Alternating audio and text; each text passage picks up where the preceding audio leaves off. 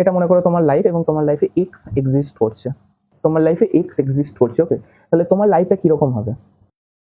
তোমার লাইফে ফার্স্ট যেটা থাকবে সেটা হচ্ছে কামনেস, ওকে, কারণ তুমি এখন সেই টক্সিসিটি থেকে বেরিয়ে এসেছো, এটাকে অ্যাজিউম করো কমপ্লিমেন্টারি ফাংশন।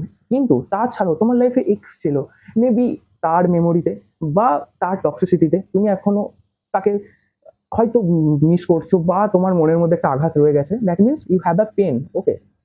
সো পেন, তো পেন মানে মনে রাখো হচ্ছে যে পার্টিকুলার ইন্টিগ্রাল, ওকে। আর এখানে দেখো এক্স, এখানে x equal to 0, that means x does not exist in your life, okay. So তোমার লাইফ এখন একদম কামনেস,